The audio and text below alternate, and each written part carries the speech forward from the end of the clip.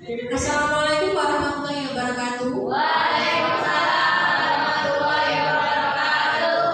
Yang terhormat Ibu Ani Salma selaku Wakakurikulum, yang terhormat Ibu Yeni Istiani selaku calon guru penggerak angkatan 9, dan yang kami hormati Bapak Ibu guru peserta desiminasi disiplin positif hari ini.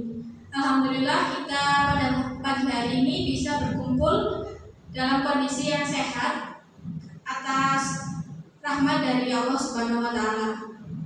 Sebelum mulai acara, agar acara lancar dan berkah Bapak Ibu, marilah kita membaca basmalah bersama-sama. Bismillahirrahmanirrahim.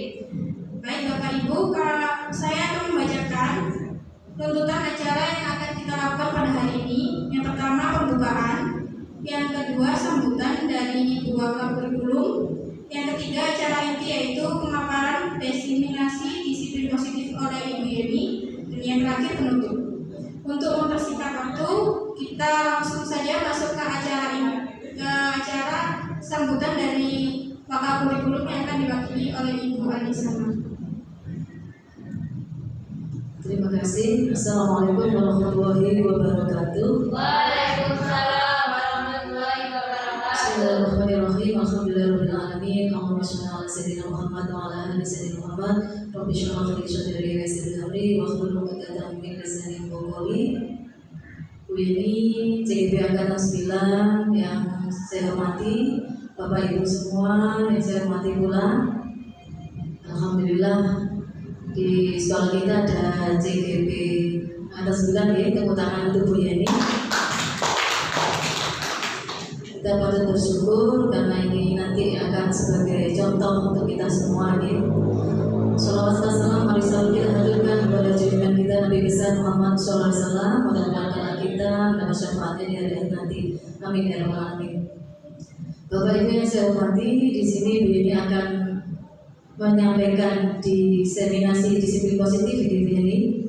Ya, insya Allah akan banyak hikmahnya untuk kita semua, tentunya untuk kita yang belum menjadi guru penggerak. Ya, kita akan segera meniru apa yang akan dilakukan Bu Yeni, karena jelas judulnya adalah diseminasi disiplin positif. Insya Allah semuanya adalah hal-hal yang positif. Ya.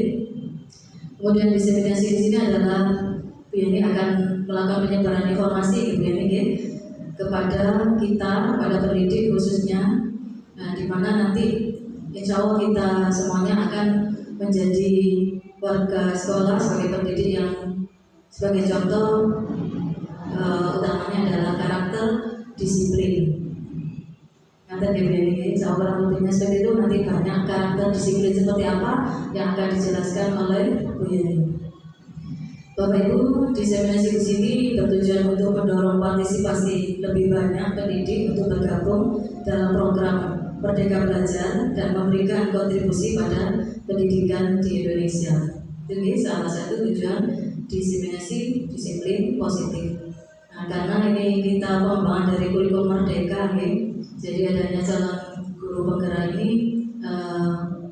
inovasi-inovasi yang diinginkan, pengembangan peningkatan mutu, intinya adalah hal-hal yang positif bagi kita sebagai pendidik. Kita tidak boleh ketinggalan zaman, harus update terus karena kurikulum disesuaikan dengan perubahan dan keadaan zaman. Jadi kita tidak boleh stagnan dengan yang ada saat ini, tapi kita harus selalu berinovasi, berkreasi, kritis, kreatif, mandiri. Dan utamanya yang selalu kita tanamkan ke karakter anak-anak adalah profil belajar Pancasila. Mudah-mudahan diseminasi disiplin positif hari ini berjalan lancar dan sukses, dan pembebasan untuk kita juga bisa kita ibaskan juga untuk pendidikan ke siswa-siswa kita atau ke anak-anak, sehingga semuanya sukses dan mendapatkan ilmu yang bermanfaat. Amin ya rabbal alamin. Oke, selamat untuk Bu Yeni.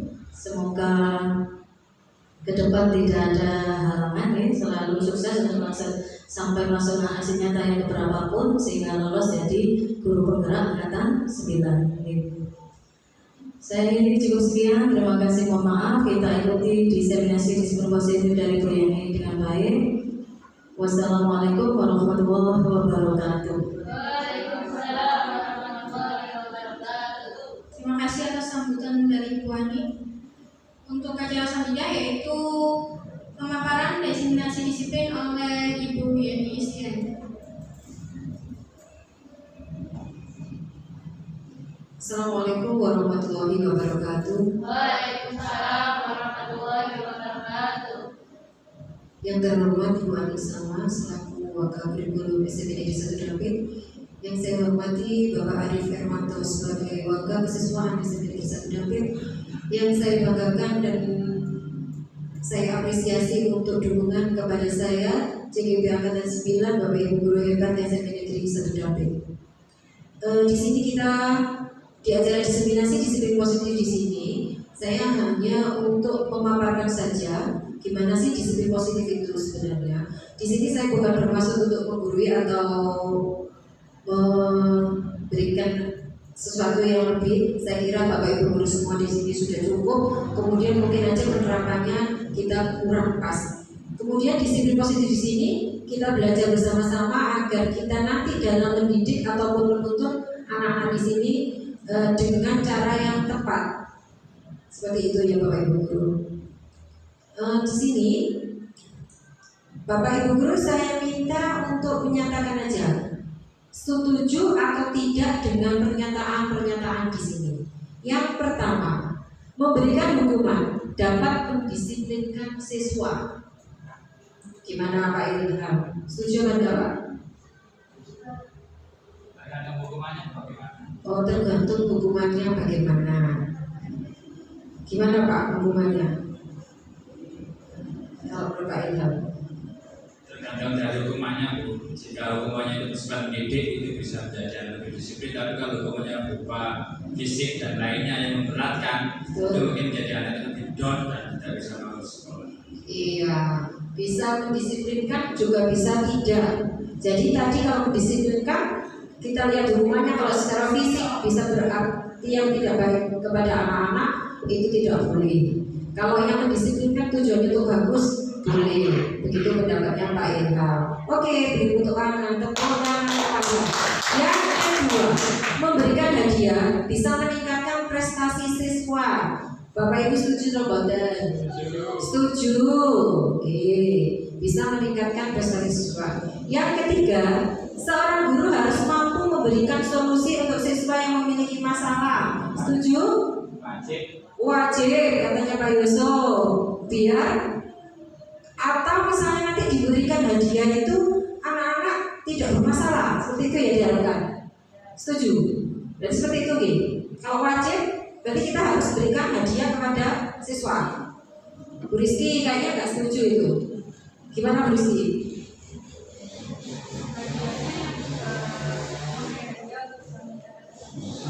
Kita lihat juga sama seperti Bu Ma tadi, hadiah juga harus dilihat. Hadiahnya harus dilihat. Seperti apa Bu Rizky? Bentuknya barang atau bentuknya ini. Bentuknya barang atau apresiasi. Jadi sebelum memberikan hadiah kita lihat dulu apakah hadiah ini bisa memang betul-betul bisa meningkatkan atau malah jadi blunder buat kita untuk mengajar. Bisa jadi anak-anak di Bu Rizky dikasih hadiah di guru lain kok tidak. Iya, betul sekali. Ada Bu Rizky lihat-lihat hadiahnya. Nanti kalau misalnya malah mau jerumuskan anak, saya kira nggak usah beri hadiah seperti itu. Ada lagi, menurut Pak Yusuf wajib biar anak-anak berprestasi buat ada semangat. Betul semua. Nanti biar kita tepat jawaban kita atau perlakuan kita nanti tepat tidaknya, kita bisa selanjutnya nanti slide berikutnya. Yang keempat, guru berperan sebagai teman terhadap siswa. Bu Adel setuju kan Mbak? Boten. Guru berperan sebagai teman terhadap siswa.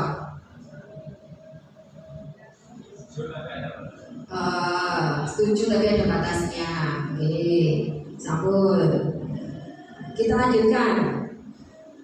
Positif mindset atau disiplin positif tadi kita harus punya pemikiran. Budaya positif adalah perwujudan dari nilai-nilai atau keyakinan universal yang kita terapkan dan kita yakini kebenarannya di sekolah. Kalau nilai-nilai positif itu nilai-nilai yang kita ambil itu yang positif atau yang negatif, yang baik atau yang jelek. saudara Bapak Ibu? Yang baik, ya. Berarti misalnya keyakinan atau nilai-nilai keyakinan universal yang baik itu contohnya bagaimana Ibu? Bapak, bagaimana? Rasa apa? Keyakinannya yang bagaimana? Yang diharapkan kepada anak-anak?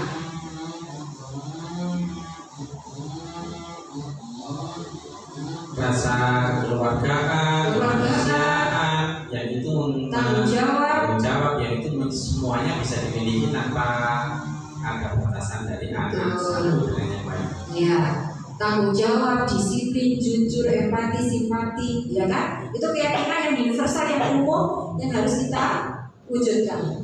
Dari kebiasaan baik tadi akan menumbuhkan karakter baik dari warga sekolah. Kemudian dari kebiasaan dan karakter baik akan terbentuk budaya positif. Kita lanjutkan. Konsep-konsep disiplin positif di sini ada 6 Bapak Ibu. Yang pertama tadi kita disiplin positif, jadi menimbulkan nilai-nilai positif yang kita harus tanamkan. Nilai positif secara universal, bukan di sekolah ini saja, tapi seluruh dunia ya. Kemudian yang kedua teori motivasi manusia. Yang ketiga yaitu keyakinan kelas ataupun sekolah. Yang keempat kebutuhan dasar manusia. Kemudian 5 posisi kontrol dan segitiga restitusi. Dari keenam ini mana materi yang jenengan pingin tahu, sing asik atau yang menarik bagi jenengan yang mana? Keenam ini.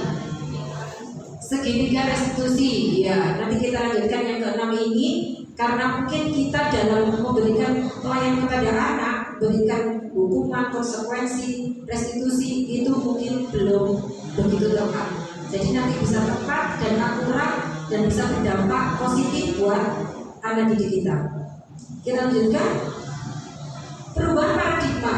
Sebentar di sini kita hanya mau bermain-main saja. Saya harap Bapak Ibu, Pak Ilham sama Pak Bimo, Pak Ilham aja yang menggenggam tangannya.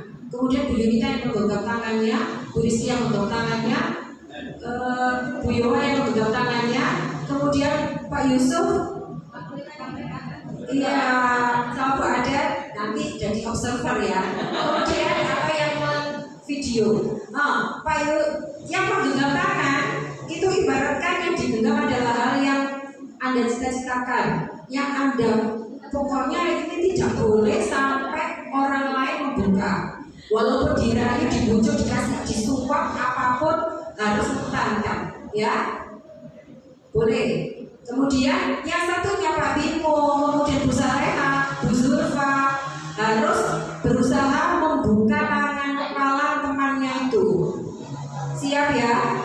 Ayo, Bu Rizky harus ada effortnya, jangan sampai terbuka. Bu Yoha, Bu Ade sama yang membuka dengan kepala tangannya. Monggo. Oh, boleh ditinggi, boleh terserah usahanya gimana bisa membuka. Ayo coba 1, 2, 3. Oke, dibuka. Dibuka. Jangan boleh dibuka Pak Il. Nanti punya Pak Ilham jangan masuk Pak Bimo. Jangan boleh dibuka. Ayo, dibuka. Loh.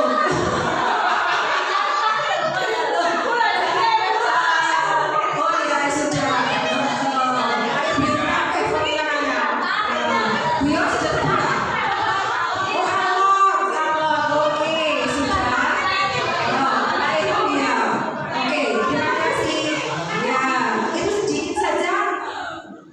Kemudian saya mau tanya, Pak Ilham mau membuka tangan, menutup atau membuka tangan itu tadi tergantung dari jenengan atau dari orang lain? Tergantung dari Pak Ilham sendiri. Bu Yunita, genggaman tadi dibuka itu tergantung dari jenengan apa dari Bu Saleha? Bu diri sendiri, Bu Rizky. Tadi terpaksa karena sudah jadi sakit jadi saya terbuka.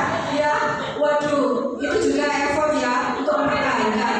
Kemudian kita tahu intinya Bapak Ibu kita bisa membuka, menutup, mengepat, tetap mengepat dengan apapun ataupun kita harus sampai terbuka itu kita kontrol dari diri sendiri. Jadi kontrol diri itu dimulai dari diri sendiri. Seperti itu Bapak Ibu guru. Perubahan paradigma teori kontrol itu kemudian diciptakan oleh Dr. William Glasser. ya. Perubahan paradigma teori kontrol itu tadi. Yang pertama, ilusi kita sebagai guru yang pertama yaitu ilusi guru itu mengontrol murid. Guru kudu bisa mengontrol murid seperti itu. Pokoknya kudu manut aku, lenggak awas seperti itu. Jadi kalau kita pandangnya seperti itu, kita harus mengontrol murid. Tentunya kalau kita ada, mereka manut. Kalau nggak ada, nggak manut. Jadi mereka juga harus kita bimbing biar kontrol dari diri mereka sendiri. Ada jenengan, tidak ada jenengan, mereka bisa positif, manut, positif. Yang kedua, ilusi bahwa semua penguatan positif, efektif dan bermanfaat. Contoh tadi reward ataupun hadiah. Ya kan kita punya ilusi. Mungkin saya hadiah, ada mesti manut, disiplin, manut opposite tak karepno seperti itu. Tapi kalau hadiahnya sudah selesai, ya sudah lupa. Seperti itu, karena tidak dari diri sendiri. Yang ketiga, ilusi bahwa kritik dan membuat orang merasa bersalah dapat menguatkan karakter. Biasanya ini, kalau jadinya misalnya ini berikan masukan, ini kurang gambaranmu, atau ini caramu masih salah. Padahal mereka sudah berusaha sebaik mungkin. Aku loh padahal harus kerja api-api mau digitukan. Nah, maksud kita adalah menguatkan karakter, tapi mereka malah jadinya minder, malah tulis jadi seperti itu. Yang keempat, ilusi bahwa orang dewasa memiliki hak untuk memaksa. Kadang kita harus, kamu harus seperti ini kepada anak-anak, ya kan? Karena kita merasa sudah dewasa, sudah bisa mengatur murid-murid. Tapi waktu kita atur itu saja manutnya, setelah itu tidak. Maka bagaimana seorang bisa merubah dari paradigma stimulus respon itu tadi? Stimulus respon itu apa?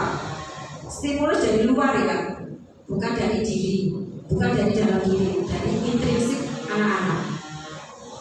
Jadi stimulus respon kepada pendekatan teori kontrol. Jika kita ingin membuat kemajuan perlahan, maka sedikit-sedikit ubahlah sikap atau perilaku Anda. Dimulai dari Bapak Ibu guru. Perubahan paradigma stimulus respon teori kontrol. Siapa sesungguhnya memiliki kontrol? Kita kadang realitanya kebutuhan kita itu sama. Kita menganggapnya kebutuhan kita sama, padahal realitanya kebutuhan kita berbeda. Yang kedua, semua orang melihat hal yang sama. Mungkin bagi mereka sama, tetapi sebetulnya setiap orang memiliki gambaran yang berbeda.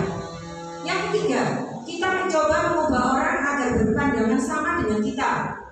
Anak-anak mungkin harus seperti ini, padahal pandangan mereka yang masih kecil mungkin juga berbeda dengan kita. Teori kontrolnya, kita berusaha memahami pandangan orang lain tentang dunia. Kita juga harus memahami pandangan orang lain. Perilaku buruk dilihat sebagai suatu kesalahan. Kondisi jim salah, tak terus dikira, mana elek salah, luakal, seperti itu. Padahal semua perilaku memiliki tujuan. Mungkin dia tujuannya itu ada, maka dia berbuat jelek dan baik itu semua memiliki tujuan. Orang lain bisa mengontrol saya, padahal teori kontrol itu hanya Anda yang bisa mengontrol diri Anda. Saya bisa saya bisa mengontrol orang lain. Teori kontrol Anda tidak bisa mengontrol orang lain. Kita pun nggak bisa mengontrol anak-anak kalau tidak muncul dari mereka sendiri. Pemaksaan ada pada saat bujukan gagal. Akhirnya dipaksa, mana dirayu, akhirnya dipaksa. Teori kontrol, kolaborasi dan konsekuensi menciptakan pilihan-pilihan baru. Model berpikir menang atau kalah. Di teori kontrol, model berpikirnya menang-menang. Semua menang. Gak ada yang kalah, gak ada yang menang. Semua menang. Diane Gosset dalam bukunya Constructing Social Discipline menyatakan ada 3 motivasi perilaku manusia. Kita sudah masuk yang kedua tadi ya, motivasi manusia. Yang pertama yaitu untuk menghindari ketidaknyamanan atau hukuman. Yang kedua, untuk mendapatkan imbalan atau penghargaan. Yang ketiga, untuk menjadi orang yang mereka inginkan dan menghargai diri sendiri dengan nilai-nilai yang mereka percaya. Sekarang saya minta Anda menulis motivasi mana dari 1, 2, 3 itu. Silakan ditulis. Gak usah takut, gak ada nilainya. Nomor berapa yang jenengan ambil motivasi untuk jenengan.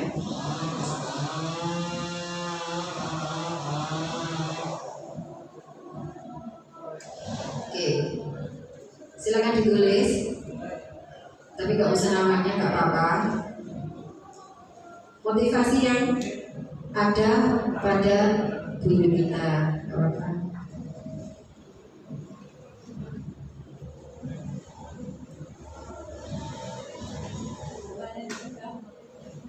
Oke, yang memotivasi Pak Bimo yang mana? 1, 2, 3, silakan tulis. Bapak.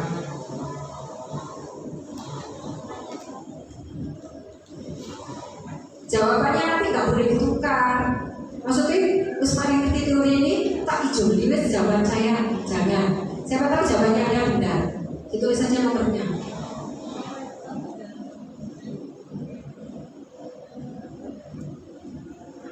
Sabun? Kayak ulangan, nggak usah ya. Rizky, sudah?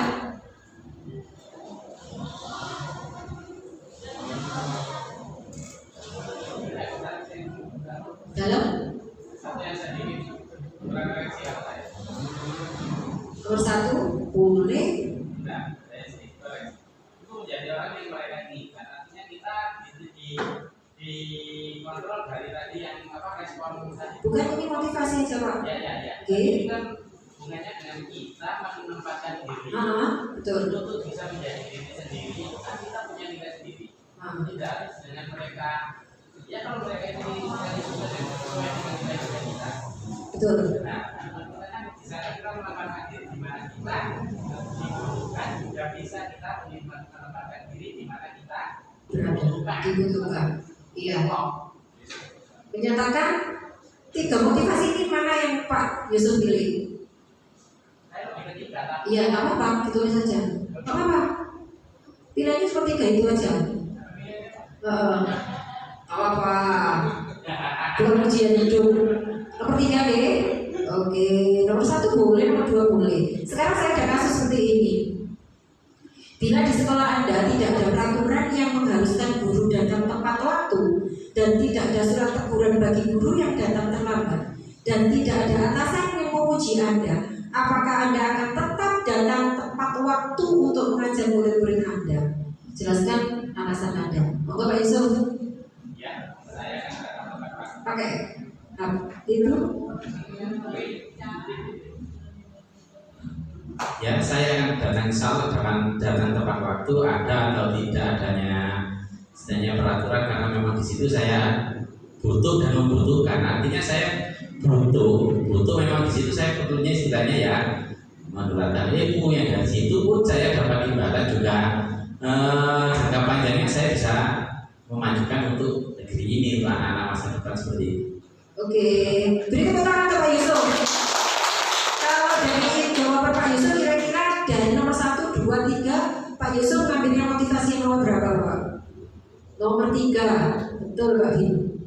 Ya, itu dari diri sendiri. Kadang kita, waduh, kudu tepat waktu, nanti kalau dimarahi Pak Untung, suka aku, izin aku, sudah senior misalnya seperti itu. Jadi karena tadi, kalau seperti itu nomor berapa tadi motivasinya, karena nomor berapa? Nomor 1. Hebat-hebat semua memang buahnya. Iya. Sebagai seorang guru, saat Anda hadir mengajar di kelas tepat waktu, motivasi apakah yang mendasari tindakan Anda, Pak Bimo? Motivasinya apa? Ya. Untuk diri sendiri yang ketiga. Tepuk tangan Nabi. Oke. Insya Allah kalau seperti ini kita akan bisa mewujudkan anak-anak yang disiplin positifnya muncul. Karena disiplin menurut Kiai Haji Dewantara, jika kita sudah memudahkan anak-anak, di situ ada disiplin yang kuat. Maksudnya di sini kurikulum merdeka bukan kita enak merdeka sakarpe ngajar bukan, tapi kita bisa memerdekakan anak-anak, dia bisa sesuai dengan minat, terus gaya belajar sesuai dengan kompetensi, dan kita membimbing menuntun mereka untuk bisa bebas memilih. Itu yang dimaksud dengan merdeka, bukan merdeka sakarpe dewi, bukan. Kemudian di sini ada identitas kita gagal ataupun identitas kita berhasil. Yaitu kalau gagal itu kita buat sebagai hukuman di sini, sesuatu yang menyakitkan harus terjadi. Kalau disiplin, kita bisa menjadi disiplin, membuat mereka disiplin dengan cara konsekuensi atau restitusi. Kalau konsekuensi itu sesuatu yang terjadi, restitusi yaitu merupakan pilihan. Sekarang saya minta lagi Anda menjawab hukuman atau konsekuensi. Yang pertama, mencatat 100 kali di dalam buku kalimat, saya tidak akan terlambat lagi. Nah, terutama bertaktik ini banyak sekali karena mulai terlambat datang ke sekolah. Hukuman atau konsekuensi? Hukuman. Pinter. Nomor 2, lari mengelilingi lapangan basket 2 kali karena terlambat hadir di sekolah. Hukuman atau konsekuensi? Hukuman. Good. Nomor 3, membersihkan coretan yang dibuatnya di meja tulis. Konsekuensi. Oh, betul sekali Bu Ani. Nomor 4, murid diminta untuk push up 15 kali karena tidak menggunakan masker ke sekolah. Hukuman. Ya, sudah betul sekali. Oke. Sekarang kita hukuman, konsekuensi, dan restitusi. Contohnya, siswa yang datang dengan memakai sepatu warna putih. Biasanya gimana Tatik? Kalau ada anak datang memakai sepatu putih. Kalau suara ya dicoba dulu. Loh, ini ada kasus seperti itu. Kemudian langsung misalnya seperti ini. Copot sepatunya, lari halaman 3 kali. Kemudian seperti itu. Perintahnya seperti itu. Itu dimasukkan apa? Hukuman. Kenapa seperti itu? Kenapa disebut hukuman? Yes, karena yang satu itu perintahnya kita langsung satu arah, yaitu dari gurunya. Kemudian insiden itu langsung tidak terencana, ya kan? Ditanya nggak ini Bu seperti itu, dan anaknya juga nggak tahu seperti itu. Jadi langsung disuruh lari halaman 3 kali. Itu hal yang menyakitkan dan hukuman itu menyalahkan, mengkritik, merendahkan. Kemudian kalau di hukuman itu self skills mungkin bagi kita biasa, tapi mungkin buat anak itu akan tersimpan di sini, akan menimbulkan marah ataupun agresif kepada kita, bukan mendidik mereka. Jadi mungkin kita dalam menuntun anak-anak kita perlu juga proses mana yang hukuman, konsekuensi, dan restitusi yang tepat buat mereka. Jadi kalau hukuman itu dari satu arah, spontan, tidak terencana, dan kemudian mungkin aja itu merendahkan dampaknya. Misalnya kita menyuruh anak langsung berdiri di depan kelas. Mungkin kalau anak yang mentalnya kuat, gak apa-apa. Kalau yang perempuan atau yang mungkin malu, itu terbawa sampai kapanpun. Jadi mungkin kita juga harus memilih dan memilah. Yang kedua yaitu konsekuensi. Konsekuensi adalah sesuatu yang harus terjadi, dibuat oleh guru dan murid, sudah terencana. Peraturan dan konsekuensi diketahui sebelumnya. Contohnya, di kelas sudah dibuat kesepakatan siswa, namun guru ada yang membuat konsekuensi. Misalnya, kalau kalian tidak piket, kena denda 5.000, bayar, masukkan di uang kas. Benar, kita kesepakatan, ya kan Pak? Kesepakatan, tapi yang mengeluarkan kesepakatan itu sinten? Gurunya ya biasanya seperti itu. Ya, itu juga namanya konsekuensi. Mereka juga tahu timbul 2 arah. Paham ya konsekuensi hukuman? Lanjut. Restitusi adalah tindakan pemecahan masalah untuk dijadikan solusi dari siswa sendiri.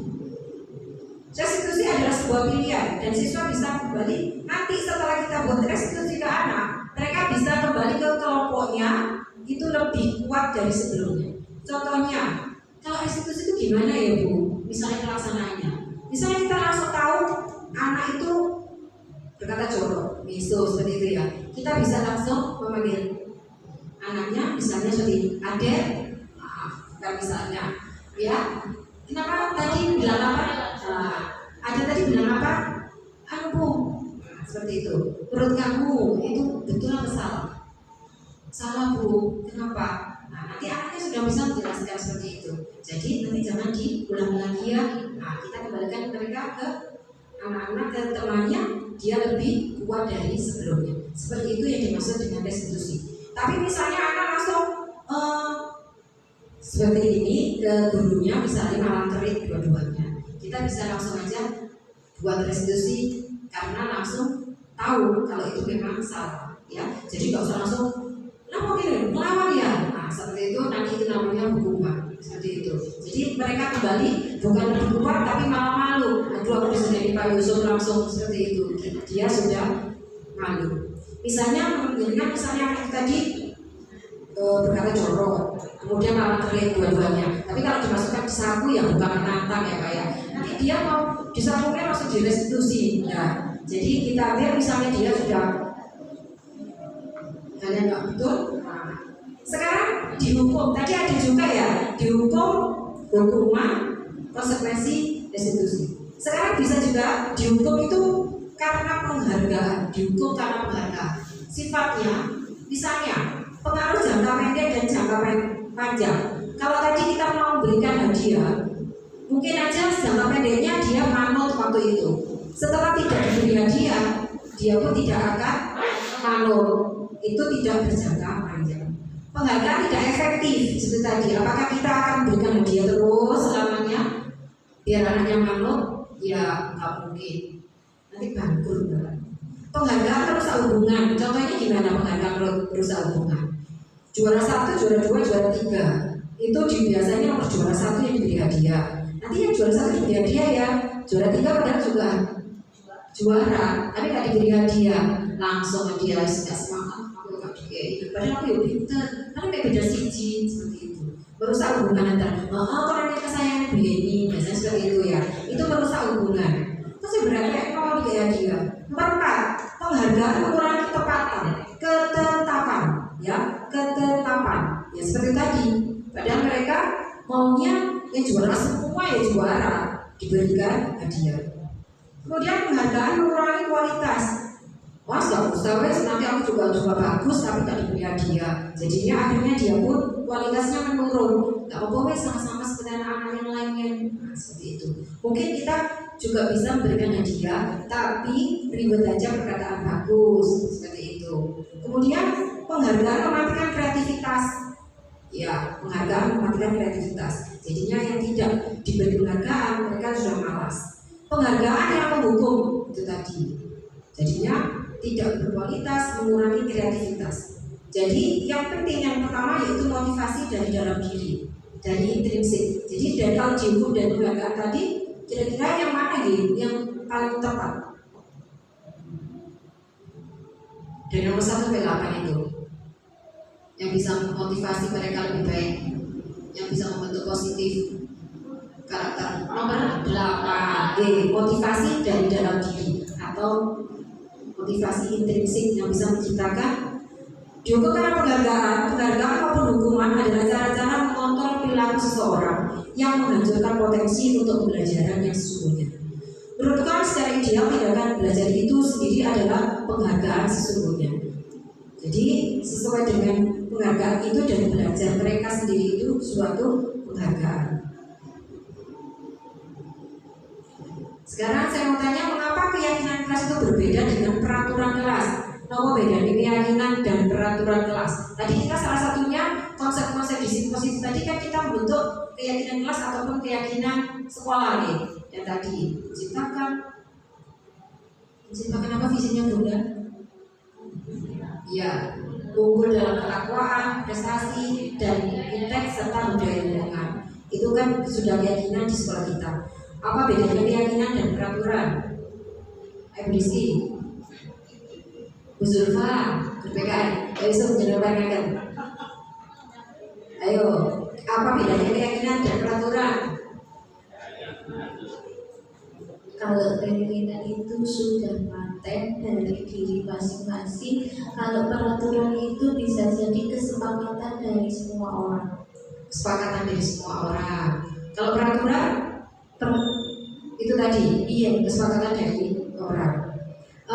Saya mau tanya kepada Bu Yunita, kalau jenengan bepergian memakai helm, itu karena apa? Takut ditilang? Keselamatan. Karena keselamatan. Pak Bimo, takut ditilang atau keselamatan? Soalnya dua-duanya. helm karena apa? Keselamatan. Jadi walaupun ada polisi tidak mesti memakai helm karena punya keyakinan untuk keselamatan. Betul. Berarti kalau keyakinan itu ditulis apa enggak? Tidak. Siapa yang menciptakan? Kita sendiri ya. Kalau peraturan ditulis. Jadi kalau peraturan itu tertulis, kalau keyakinan itu ya sudah kita yakin memang itu positif buat kita, baik buat kita. Ya, peraturan dibuat oleh guru. Kalau tadi mungkin kalau pakai helm, peraturan dibuat oleh polisi, polantas, seperti itu ya. Kemudian kalau keyakinan, oh ini untuk keselamatan kita mau pakai enggak itu ada polisi atau tidak, kita harus memakai helm. Ataupun kita memakai masker. Untuk apa itu? Masker?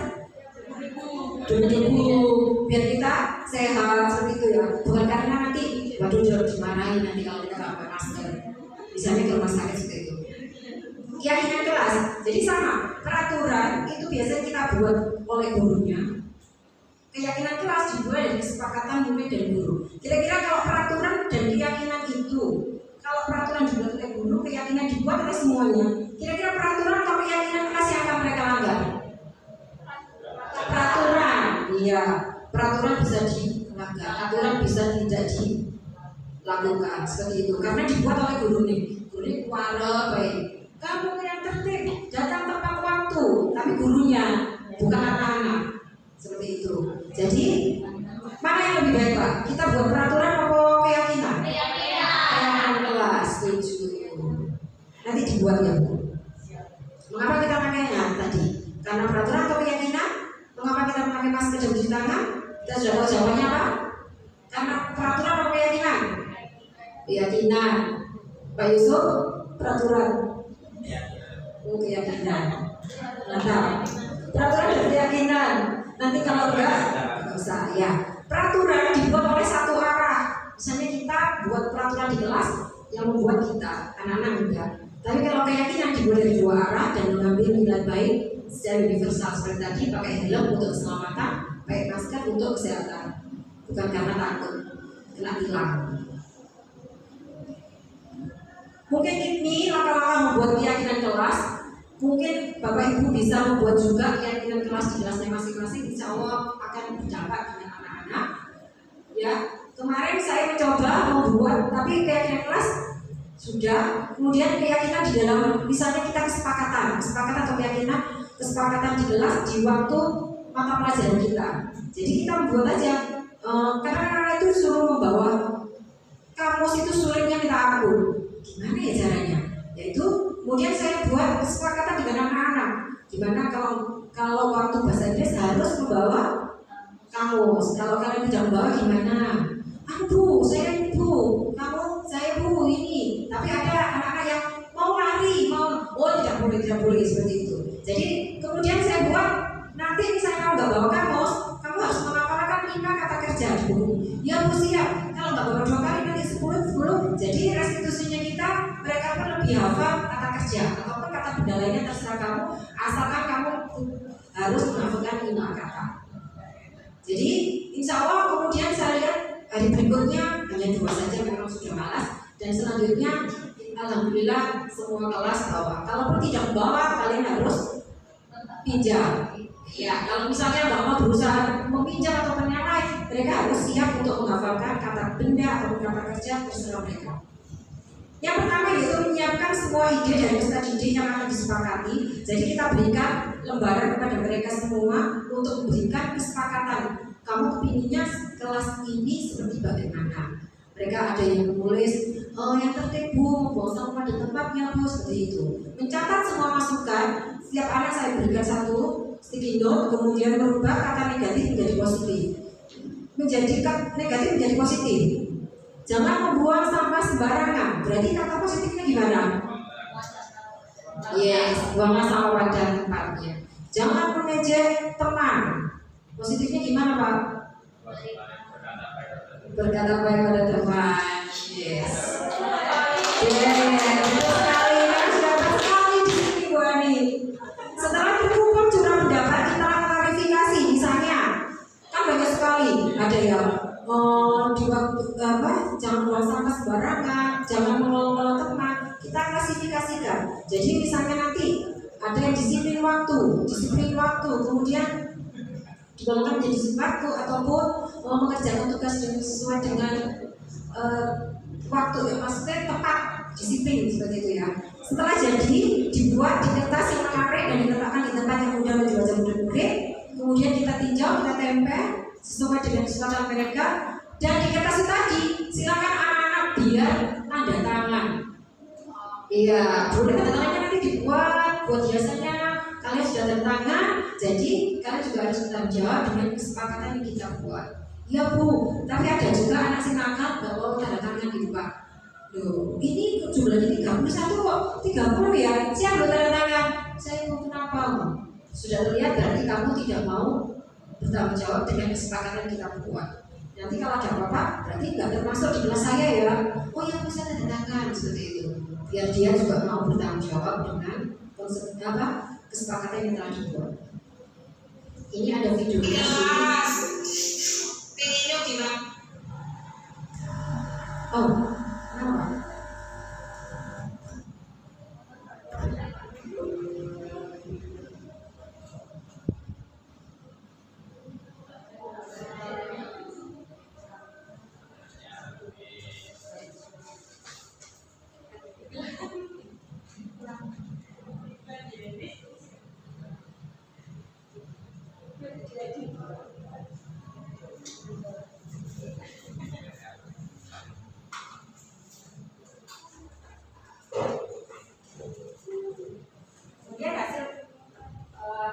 Kemudian setelah tadi itu cara-caranya, kemudian membuat kegiatan kelas kita tulis. Jadi kita tempel di tempat yang mereka mudah untuk mengaksesnya itu. Nilai-nilai kebajikan, Dian Nicholas mengatakan bahwa dengan mengaitkan nilai-nilai kebajikan yang diyakini, maka seseorang motivasi intrinsik akan terbangun, motivasi dari diri. Seperti kita tadi, sehingga menggerakkan motivasi dari dalam untuk dapat mencapai tujuan mulia yang diinginkan. Nilai-nilai kebajikan tadi yang sudah tercipta di anak-anak itu adalah salah satu profil pelajar Pancasila yang kita gaungkan sehingga mereka diharapkan bisa beriman, bertakwa kepada Tuhan Yang Maha Esa, berakhlak mulia, mandiri, bernalar kritis, berkebinekaan global, bergotong royong dan kreatif.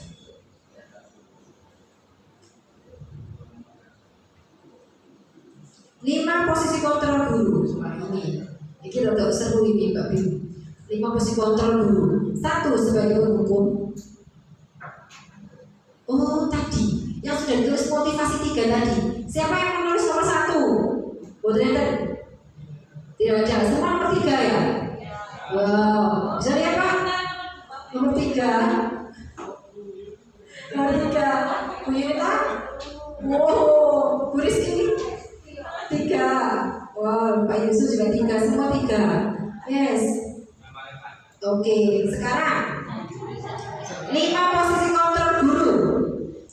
Jenengan yang mana yang dipilih tanpa harus mengetahui dulu materinya.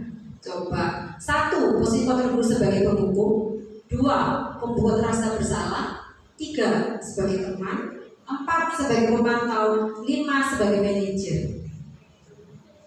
Yang mana sih jenengan pilih kalau jenengan sebagai guru, posisi sebagai kontrol? Jujur, ayo bio ini ditulis, dipilih yang mana? Nomor 1, 2, 3, 4, 5. Sudah?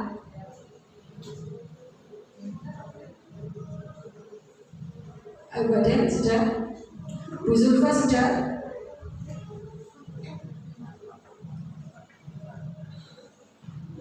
Rizky pembuat rasa bersalah ya boleh. Oh sebagai teman, waduh dijadikan dengan gitu. Pemantau atau manajer? Sama Oke, lanjut. Posisi penghukum. Penghukum bisa menggunakan hukuman fisik maupun verbal. Senantiasa mengatakan bahwa sekolah memerlukan sistem atau alat yang dapat menekan murid-murid. Contohnya biasanya ini, patuhi aturan saya. Atau awas, kamu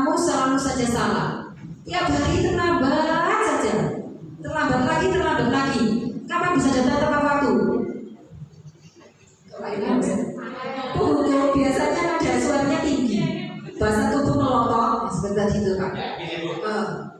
Betul. Jadi menunjuk kapan bisa datang tepat waktu. Tiap hari, oh ya besok bahasa tepat waktu di rumah aja ya Pak. Kemudian dampak ke murid itu adalah mungkin mereka marah, dendam, agresif, malah iya dia malah tambah nolak gitu loh ya. Ya mungkin guru-guru tapi mengalami lambat meneh. Iya. Yang kedua, pembuat merasa bersalah. Dari program tadi yang kedua yaitu guru pembuat merasa bersalah. Pembuat itu ya siswa kita gitu ya. Guru biasanya suaranya lembut. Kalau kita sebagai pembuat merasa bersalah, memelas, sedih, ambil rata. Wah ini kan sudah janji ya, ini sudah janji sama Bu Yeni. Nah, kenapa sekarang bonus lagi? Bu Yeni di mana sekolah loh kalau seperti itu. Nah, itu kita membuat merasa bersalah.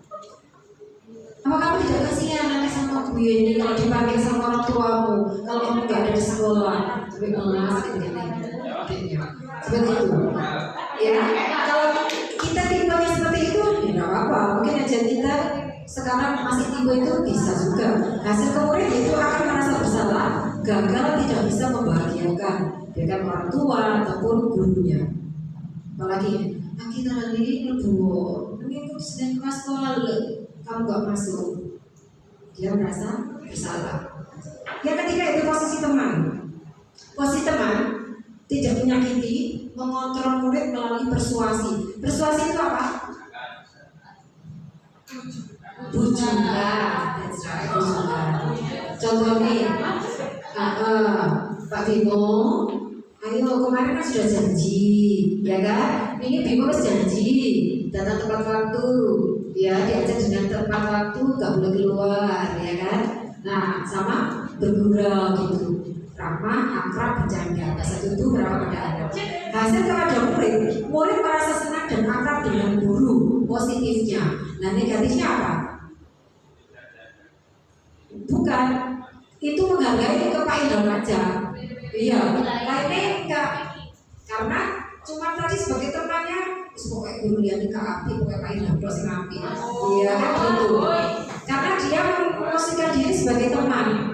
Iya, kadang-kadang seperti itu. Mungkin muridnya yang memakai itu mesti menganggap sampai Yusuf pola ini enggak, karena merasa teman.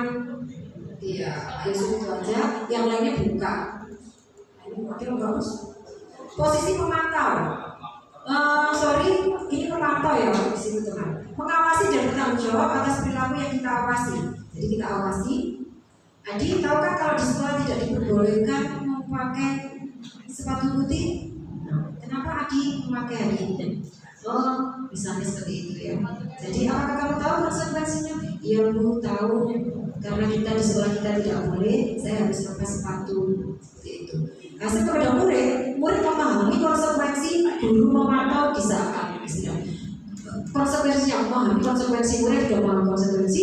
Kemudian kalau kita memantau, misalnya kita kamu harus berubah sikapmu, tidak boleh datang terlambat. Tapi gurunya tidak memantau, teko benda seperti itu. Tapi kita harus tetap memantau apa yang kita lakukan kepada mereka. Misalnya, kamu nggak boleh jari ke temannya. Setelah itu kita juga pantau, kita lihat sudah ada perubahan tidak, seperti itu. Itu posisi sebagai pemantau. Yang terakhir yaitu posisi sebagai manajer.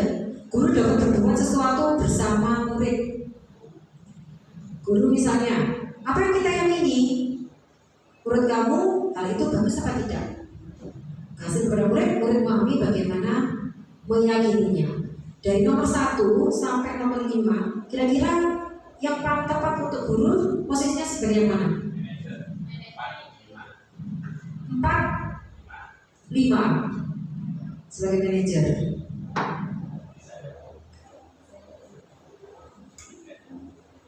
Jadi yang tepat untuk kita yaitu sebagai manajer. Kita buat anak-anak bersama, kita lakukan bersama. Menurut kamu itu sudah betul apa tidak? Misalnya tidak, apa yang salah? Jadi mereka pun mempunyai motivasi kemudian juga diajak berpikir solusinya yang baik tepat bagaimana, tapi kita juga mendampingi. Kemudian tadi 5 posisi kontrol. Yang pertama, untuk bertahan hidup. Kedua, kasih sayang yang diterima atau love. Penguasaan, power, kekuatan. Kebebasan, kebutuhan akan pilihan atau freedom. Dan kesenangan atau fun. 5 posisi kontrol tadi. Aku senang kejar-kejaran dengan Pak Guru, seru. Kira-kira posisi kontrol yang mana yang diambil? Kesenangan. Nomor kesenangan Budi? 5. Oke, kesenangan, betul. Lagi, ayo ibu kejar aku. Karena Bu Guru kan sayang aku. Ayo bu kejar-kejaran. Biasanya TK. Ini masuk mana? Posisi kontrol yang mana? Kasih sayang. Betul. Itu dengan kata, Bu Guru kan sayang aku. Ayo bu dikejar aku. Aku hebat kan bu? Bisa bikin Bu Guru kejar aku. Penguasaan. Aku bosan belajar Quran di dalam kelas bu. Mana? Kebebasan. Ya, dia mintanya di luar. Karena setiap betul.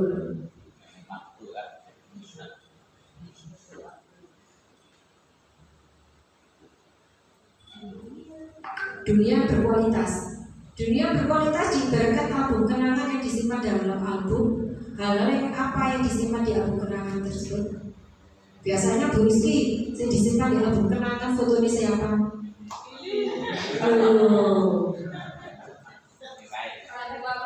Orang tua, karena beragam. Ini kan kebajikan hal-hal yang nilai kebajikan apa yang dianggap paling penting? Nilai kebajikan apa yang dianggap paling penting? Ada nilai kebajikan apa yang dianggap paling penting di hidup jenengan? Jujur. Oke. Jika Anda ingin jadi orang yang ideal, sifat apa yang harus Anda miliki? Misalnya, jika Anda ingin jadi orang ideal, sifat apa yang harus Anda miliki? Tidak apa versinya? Jujur, tanggung jawab. Bu Yunita, apa pencapaian yang luar biasa bagi Anda sampai saat ini? Sudah masuk ASN di belakang, dia jadi guru, kemudian kemarin sudah masuk di ASN, sudah diangkat menjadi P3K. Itu pencapaian luar biasa, alhamdulillah. Bu Zulfa, apa titik puncak dari pencapaian Anda? Oh, menikah atau belum? Berarti belum puncak. Ayo, Pak Ilham aja. Apa titik puncak dari pencapaian Anda sampai saat ini? Bisa mendaki gunung bu. Hah?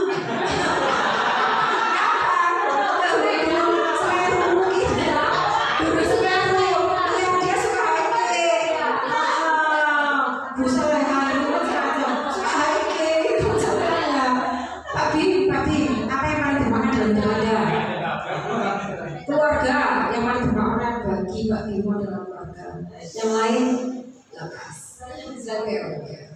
Kemudian sekarang yang paling menangkap bagi jenengan tadi yaitu segitiga restitusi. Nah, kalau segitiga restitusi yaitu yang pertama yaitu menstabilkan identitas, validasi tindakan yang benar, menanyakan keyakinan.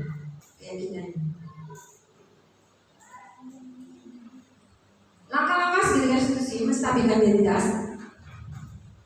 Berdasarkan prinsip membuat kesalahan adalah bagian dari proses pembelajaran.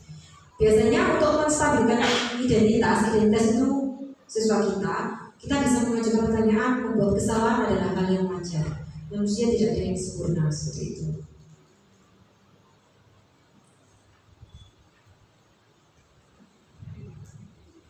Segitiga restitusi adalah proses menciptakan kondisi bagi murid untuk berbagi kesalahan mereka sehingga mereka bisa kembali pada kelompok mereka dengan karakter yang lebih kuat. Langkah yang kedua yaitu validasi tindakan yang salah berdasarkan prinsip setiap perilaku berupaya memenuhi suatu kebutuhan tertentu. Misalnya kita bisa mengajukan kamu bukan melakukannya tanpa suatu alasan kan? Biasanya kamu tadi kenapa berbuat seperti itu? Alasannya kenapa? Kita tanyakan dulu. jangan ngobrol langsung gak ngerti ya, kocok tiba. Mungkin aja dia juga biasa digoda sama temannya, akhirnya dia melakukan seperti itu. Kamu bisa saja bertindak lebih gegabah lagi dari ini, tapi kamu tadi tidak melakukan seperti itu kan? Nah, gitu. Jadi kita menggali dulu kesalahan ataupun informasi. Kemudian menaikkan keyakinan saat perilaku telah divalidasi dan identitas sukses telah stabil. Kemudian kita tadi baru kita mulai kerasian mengaitkan keyakinannya dengan tindakan yang salah. Bisa kita ajukan apa yang kita yakini di kelas kita. Misalnya kita harus menghormati dengan teman dulu. Oke, seperti tadi kira-kira kamu menghormati dengan temanmu apa enggak? Kalau misalnya mereka saling pukul-pukulan gitu.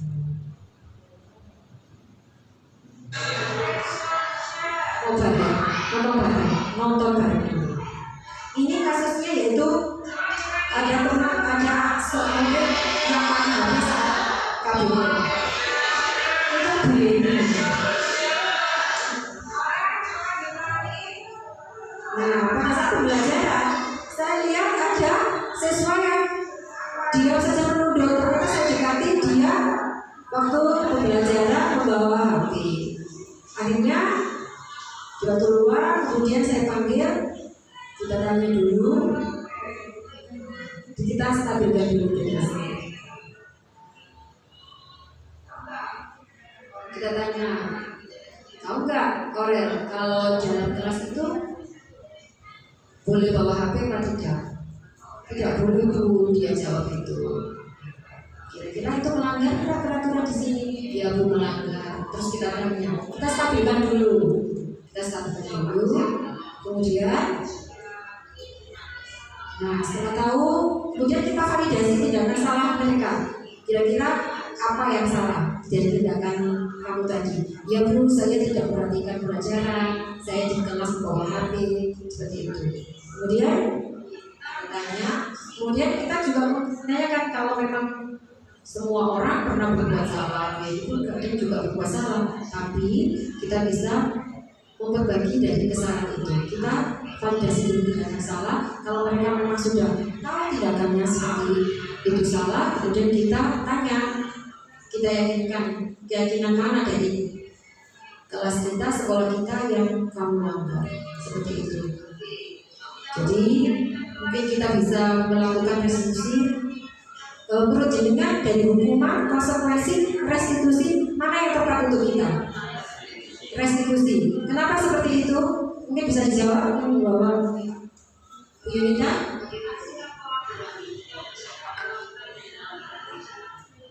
Mana? Yang membawa? Ayo Bu.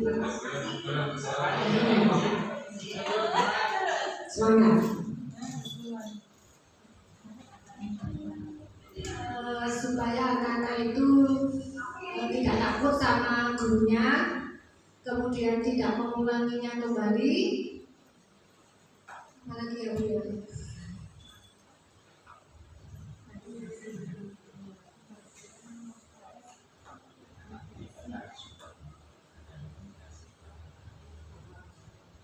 Terus adanya komunikasi dua arah antara guru sama murid tersebut.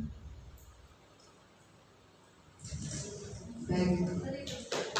Iya, betul sekali ya Bu.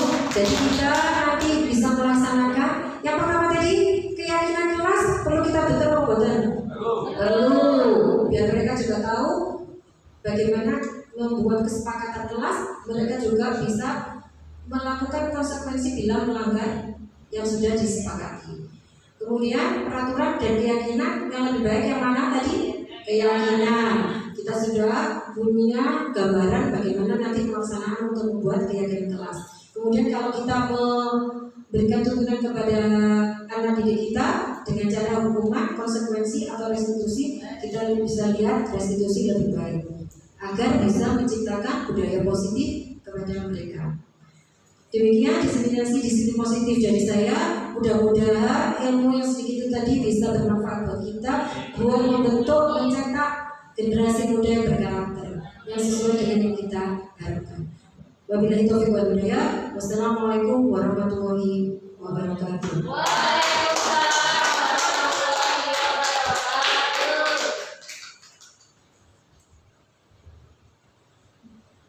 Terima kasih Ibu Yeni atas presentasi disiplin positifnya. Ini adalah ilmu yang bermanfaat bagi kami seorang pendidik, terutama untuk mendidik siswa-siswi dengan menerapkan disiplin positif. Baik Bapak Ibu, kita di penghujung acara. Alhamdulillah kita hari ini telah lancar mengikuti disiplin positif yang disampaikan oleh Ibu Yeni Istiani. Untuk itu kita patut mengucapkan hamdalah bersama-sama. Saya mewakili Ibu Yeni mengucapkan terima kasih banyak kepada Bapak Ibu yang telah meluangkan waktu untuk menyimak presentasi dari Ibu Yeni. Semoga ilmu ini bermanfaat bagi kita seorang pendidik dan bisa meningkatkan kualitas kita menjadi guru yang berkarakter. Saya akhiri acara hari ini. Wabillahi taufiq wal hidayah. Wassalamualaikum warahmatullahi wabarakatuh.